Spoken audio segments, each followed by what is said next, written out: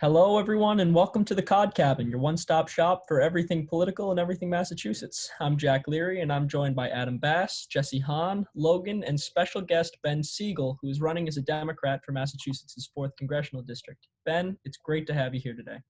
Thank you, everyone, for having me. I hope you're all being safe and having a good time out there. It's amazing weather out there today. So, We've had some great weather up here lately. I'm really glad to see it. So I guess to open up, I just want to go into detail about the issues page on your website as kind of a niche first question. You definitely seem to have one of the bearer issues pages out of all the candidates in the race. You lay out your priorities, but you really don't delve into the weeds on a lot of issues. So I was just wondering if later in the campaign you plan on doing full issue rollouts on more specific topics. oh, absolutely. I mean, we have actually gone into a lot of detail on a lot of our on a lot of the issues already throughout this campaign. We just haven't added them to our website. They're always evolving, but we'll come out with continual issue statements on there. I mean, look, when you look at that page, let's think about the times that we're in right now. The only candidate talking about combating hatred, bigotry, and racism from day one, not because of where we are today, has been me. That's been a huge part of our platform. We have gone out with statements already on that. We've had emails that have gone out, social media that's gone out on that. We've been a leader on that. The same with comprehensive and compassionate immigration reform. We were the first one to talk about a more comprehensive education plan as well. That's part of it, including economic mobility. So these are things that we've been leaders on from the beginning. Yeah, Ben, well, first of all, I want to say thank you for coming back to another program here. And I want to talk about something that you've been participating in, that's the protests. I saw a video of you on Facebook holding a megaphone. It was in Fall River, I believe, or New Bedford. And, you know, it seems to me that there is now a need for social issues talking in our race. It seems that you and Asani Lecky are really bringing that to the table. Do you continue to go to these protests these days? Are you going to try to find more time to do that? Are you going to be more active in what you do, especially in getting your name out there? It's a great question. Look, we've been over a dozen of these protests, vigils, rallies, and marches, right? Because we were talking about these issues already. The entire theme of our campaign, We the Fourth, is exactly what's happening now. It's all of us standing up, speaking out, and using the collective voice that we have to make real lasting change. That's the entire basis of our campaign. I mean, let's talk about what's going on with racism already. And we're going to have an op-ed this week in the Commonwealth magazine that you'll see on this issue. I think we've been a leader talking about this issue. We know that there's been systemic racism in our country for 400 plus years, right? Starting with slavery, Jim Crow laws, segregation, and today's form of that is racial profiling and police brutality and excessive force and many, many other pieces. So our first step to all of that is, yes, we have to condemn racial profiling, excessive force, police brutality. We have to create more standardized rules and procedures and regulations on what is that excessive force. We need to make sure that we're reallocating some of the funds going to these police departments to community investments, to violence prevention, right? There are a lot of different areas. We need a standard for police certifications and training. But if we just do all of that, which is a lot, but if we only do that, we're not really getting to the underlying causes of racism. Underneath that is the systematic racism that we are seeing in our healthcare system, in our education system. I mean, look, we know in our education system, 20% of the students in Massachusetts are Latino and only 3% of the teachers are. If we're going to have role models and leaders that know and understand the perspectives of their students, they need to look like them and understand where they're coming from. We saw that in healthcare. We've seen that there's an adverse effect to those who are contracting COVID-19, who are getting treated, who are getting tested. This is a real problem. But we've also seen systematic racism in our environment, in our affordable housing, or just housing in general, in transportation. But again, if we fix, and we will, if we fix those systematic racism, if we just do that and all the other things I said before, we're still not getting to the underlying causes a systematic racism. And I think there's truly three underneath all those that we need to attack. Number one is we need especially in our Black and brown communities, but all communities of color, to have access to decision makers. And we need to have more diverse decision makers. That's not just political decision makers. We need diverse decision makers who are teachers in our police and fire departments, on the boards and executive committees of our for-profits, nonprofits, and private companies. This is extremely important. So if you're attending these rallies, or if you're really enraged by what has been happening, and you want to make a change, there are candidates in this race who not only are diverse, and I don't think you should ever vote for someone just because they're diverse, but they understand the perspectives of the diverse community. And third and most important, they have been advancing diversity, equity, inclusion for a while, and not just talking about it conveniently right now. So that's number one. Number two is we need to educate our youth at the earliest of ages that lies, prejudice, and bias can turn into hate, and what we've seen so much worse, death. We need to do that in an early age, because I believe that no one is born a racist, no one's born a bigot, no one's born an anti-Semite, no one is born any of these things. We teach it so we can get to it at the beginning. We won't have people who are racist teachers or racist police officers or racist accountants. We can start working with that from the beginning.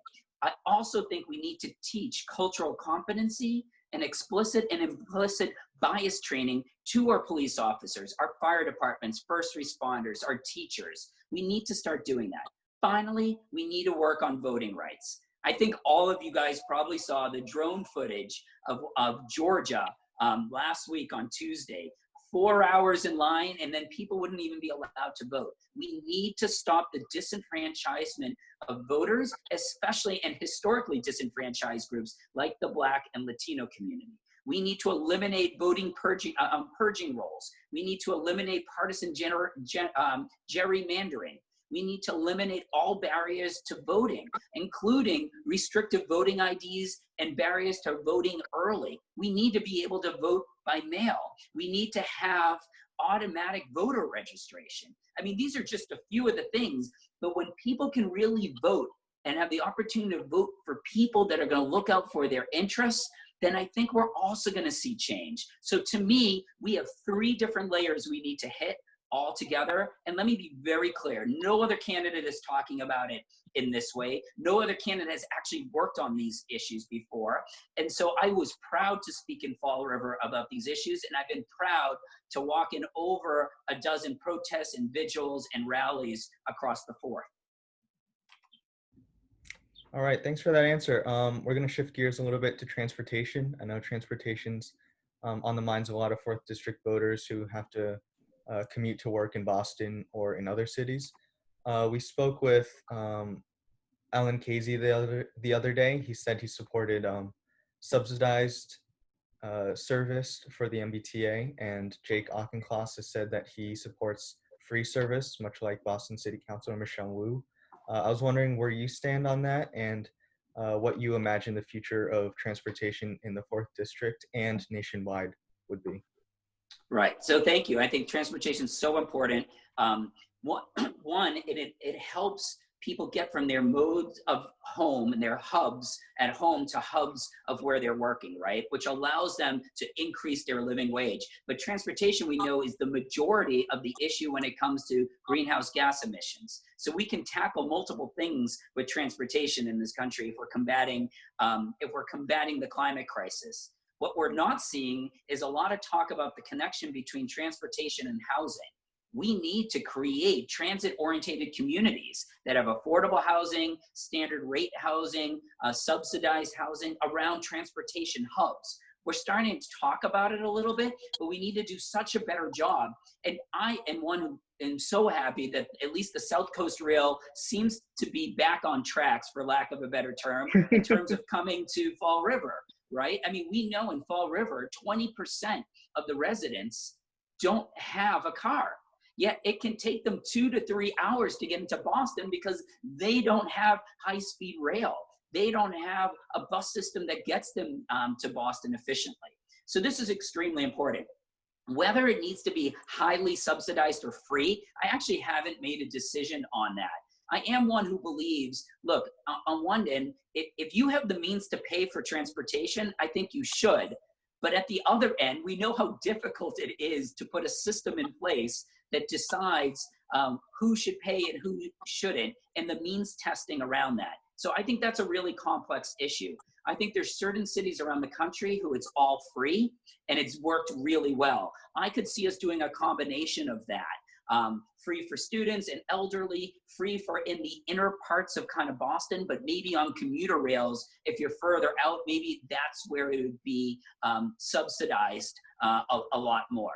So I think we need to look at the combination of all of that. We know the MBTA is a disaster, right? Like they're still using infrastructure from the 1800s. And until COVID started, until I ran for this race, I took the D line and the C line every day almost to work. I know what that's like. My wife and I would take it together. And so one of the biggest things we need from our federal government is massive investment in updating and modernizing our infrastructure and making sure that it's done in a clean, energy efficient way.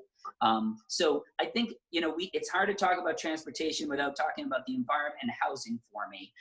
But it's something that we really need if we're going to lift the voices, quite honestly, and the standard of living of the majority of the residents in the Fourth.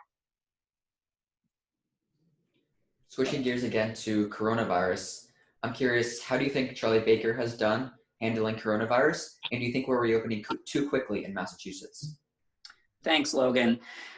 Look, that question's a tricky one, right? We're seeing a huge rise in at least 12 states right now and in other parts of the world on COVID-19. We've been told in the modeling we've seen from MGH and others that we could see another stark increase at the end of July, August. So we have to be really careful.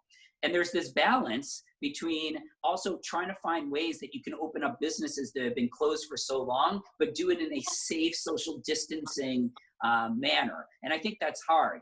In regards to the governor, look, I feel bad for one thing with the governor, which was he was competing against 49 other governors for PPE, for federal funding. There was no federal standard. And I think he's done a wonderful job when it came to that. I really do, because I don't think that should be happening.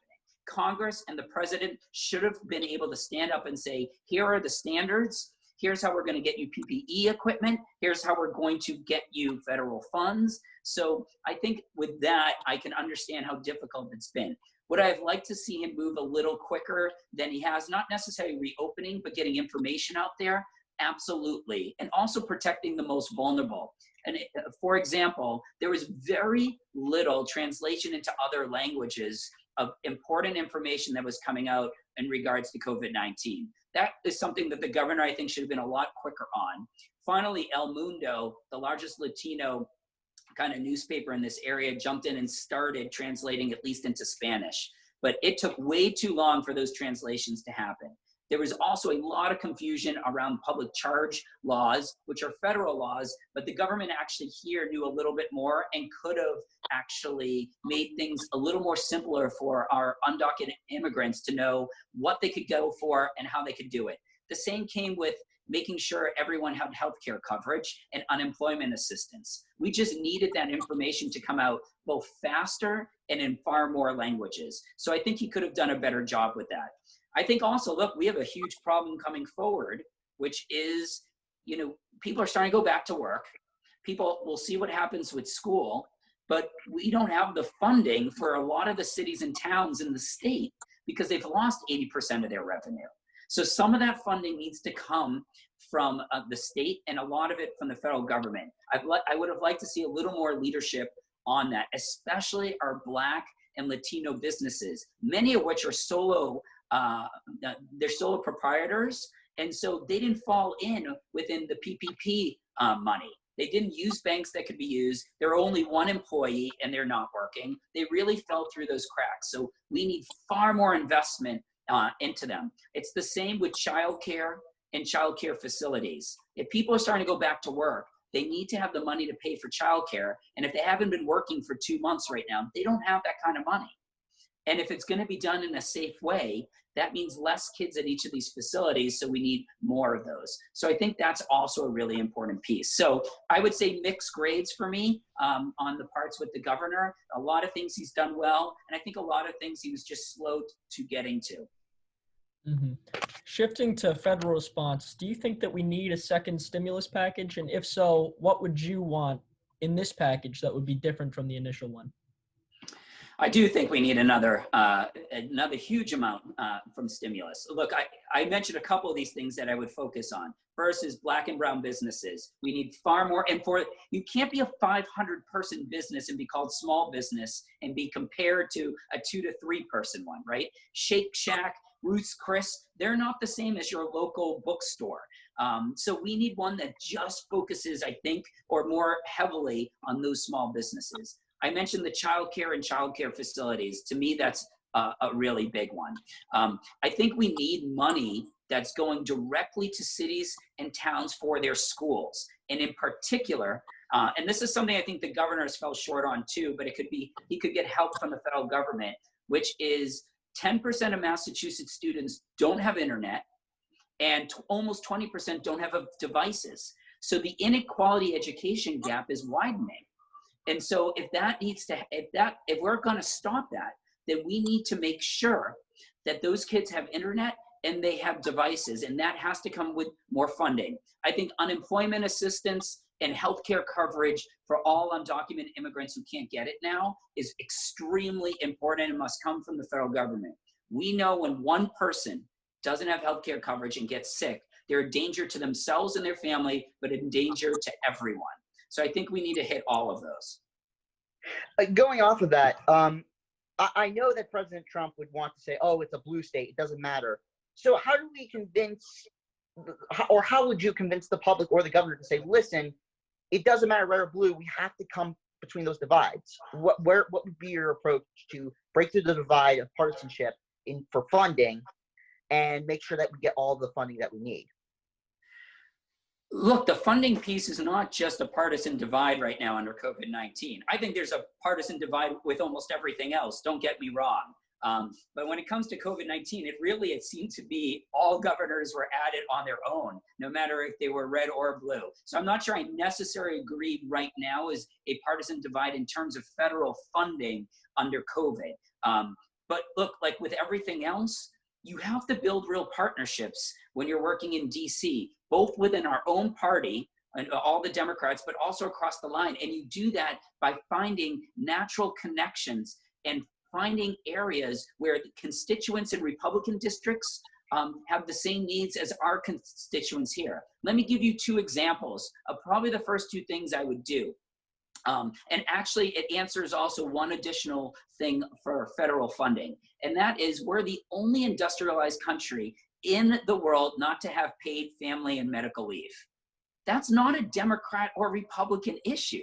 That affects everyone across the board. I mean, my wife, we have 4 little kids, and my wife worked for the federal government for 10 years, and 2 of our kids were born in that time, and we didn't get 1 day of paid family and medical leave. So that's something where we need to say to our Republican colleagues and Democrats all across the board, this is something affecting your constituents. You need this. The second one to that is negotiating prescription drug prices under Medicare.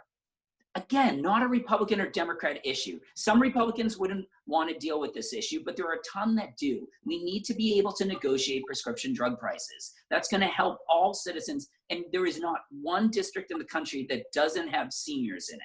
So we need to find those areas, but we need to build relationships. And honestly, I think I am the best candidate on that. I have a track record of over 20 years building bridges, being a unifier, and being a connector in the Jewish community, in the Latino community, in the broader community. It's something I understand. And the last piece to all that is the way you break down barriers is you need the government, the for-profit, our private industry, and our nonprofit working together to solve these big issues. When they all do, there's not a blue or red, it's all of us. And I think you bring up a good point today, Adam, on this. I mean, we know it's Flag Day today, right? And the flag is something that's all of ours. It's not one person's group. It's not Republican or Democrat's flag. It's a flag that represents all of us. And the flag doesn't discriminate against anyone based on their race or income or gender or sexual orientation or abilities, right? And so we need to stop discriminating against each other based on that and look at the flag as a symbol of we are all in this together. So let's find practical solutions to move forward. Yeah, you have a good point there. Moving on to the issue of education, I know there's some great schools in the 4th District in terms of colleges and universities. I know you said you have 4 kids, so you probably thought long and hard about how to pay for their education. I was wondering how you envision the future of education in this country and how we conquer the growing cost of higher education. Thanks, Jesse. Such an important question that affects not only those in college now, like many of you, but those thinking of college and those who went to college like me years ago who still have significant student debt, right? So we need, and we also know that for the first time, I think in the last 25 years, the number of Black and Latino college students is decreasing because higher education is less affordable and less accessible. So I have a lot of thoughts on this. The first thing is we need to make sure, if you already have student debt right now, that you are using and getting the same loan rates as the banks are. So right now, students are getting student loans between 6 and 11%, but banks only loan out to each other at 1.2 to 1.6%. Why aren't students getting those same rates? That's number one. And we should be able to refinance immediately in order to get that rate. Number two is we need to make sure, both for people who are in college now and those who already have, that your student debt is going to be capped at a very small percentage of your income across the board, so that you don't have to choose between paying your student loans and figuring out rent or utilities. And so students can also choose different industries and sectors and jobs that they may not normally choose because they pay less, because they know their student debt won't be a burden. So I don't know what that percentage is yet. It's actually something we're studying while we were putting out our education plan. It could be 5%, it could be 2%, it could be 8%, but it will be a percent that everyone can do over a long time without that worry. Now that's for those that, and you should be able to refinance to get to that as well. For those that are not yet graduated, so their student loans are not yet taking effect, I think a few things. We need to make sure 4-year colleges and universities are free for low-income students, absolutely free, and highly subsidized for middle-income students. But I am one that does believe that if you're a millionaire and you have the means to pay, that you should be paying for your 4-year schools. Because if we made it free for everyone, who gets affected? Most economists will tell you this, that it actually ends up being that the low income families end up paying some for the high income families through taxes for that. And we need to make sure that doesn't happen. We need to invest tremendously in our community colleges. So where, if you're going to a 2-year community college, again, it's free for low income for me, but it's also free for middle class families as well. We need to stop stigmatizing that community college isn't good. It's a great option for so many people. And it really works because they get high quality jobs coming out. We also need to make sure we're making major investments in our technical and vocational schools, so that those students who decide to go that route have the skills and training that they need in order to go into the workplace. Finally, I want to make this very clear. To me, education is not just about the youth. It's also about adult education. I am someone who believes in massive federal investment for free adult education classes, so people have the skills and training to transition to new jobs and to new industries. We're going to see a lot of people transition out of fossil fuel industry into a clean energy industry. You can't just flip the switch and tell them they don't have a job. Good luck finding a new job. You've got to give them the skills and training to do that. So that's just one example. There will be many. I am someone that believes in massive federal investment, and we can use our voc ed schools, our technical schools, and our community colleges at night in order to do that. So I think it's a comprehensive look at student debt, but the way we also do education. Sticking on the topic of education, I think this might be our last question. Several candidates in the race have come out in favor of universal pre-kindergarten, and I was wondering if you were in the same boat there. I'm so glad you asked that because, you know, with Jesse's question, it was just higher education, and I was afraid I might miss that. I am absolutely for universal preschool. Look, I have 4 kids, right? I have a 14-year-old, a 12-year-old, a 10-year-old, and a 5-year-old. Now, do I think you need to be a parent to be a good member of Congress? Absolutely not. We've seen wonderful people who don't. But because I am a parent with 4 kids going through the system, I understand that perspective of school. I understand what it takes to try to get your student up to speed to have the chance to be successful. I understand what it takes and the cost of childcare while school is going on too. It's really important. So I am huge on universal preschool because we know when you write and read at the earliest of ages, you have a better chance of success. But it can't just stop there. We need major investments in our K through 12. You already heard me talk about education for cultural competency and racism and bias, but we need massive funds for our teachers, right? We need to look in Brookline, we just let go of 300 teachers 2 weeks ago. We need investments into those teachers. And the third piece is we need investments into infrastructure. Many of our schools are horrible. They haven't been touched in 50 years. How can we expect our kids to learn when their water is not good, when the air quality is not good, when the buildings are falling apart? So we need investments in all 3 of those sectors. So it's something I believe in tremendously. And one more question about education. Charter schools have been a big divide in this race. Alan Casey and Jake Auchincloss have both come out in favor of charter schools in at least certain circumstances.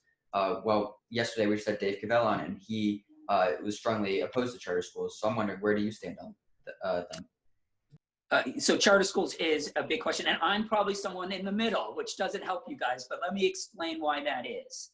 First of all, we all know that if you're a parent, you want what's best for your kids. And if you're in a school district, and I honestly, if you're not a parent, I don't think you fully understand this. So if you are in a school district where the schools are horrible and the only great choice around you is a charter school that has shown it's far superior, then I'm all for that.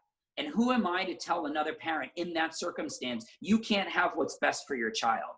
Now that said, I am not, this is where I'm in the middle. I am not for open charter schools, as many as we have out there. I am for charter schools in very limited situations where the schools around them are not performing well, and there's a charter school that is performing well.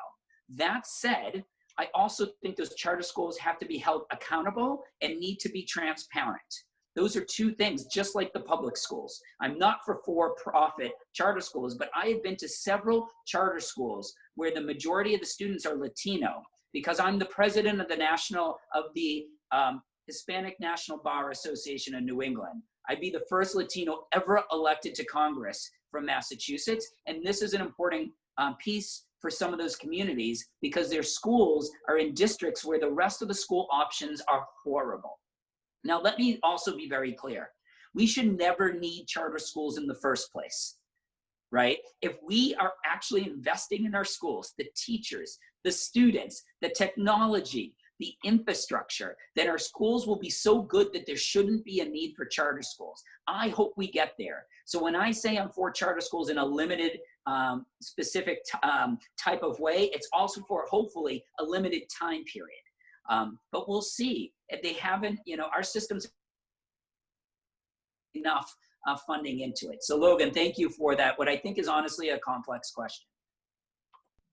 Seems like that might be the biggest source of disagreement between all the candidates in this race.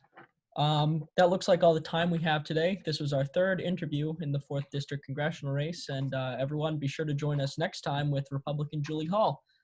Ben, thank you so much for joining us, and we hope you all have a great day.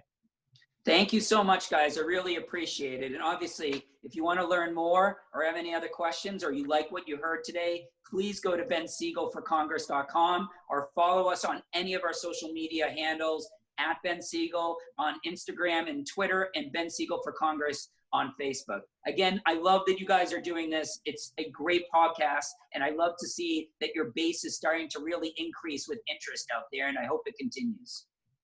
We Thank do you. too. Absolutely. Thank you. Thank you, everyone. All right, Take great. care. See you, Ben. Thank you.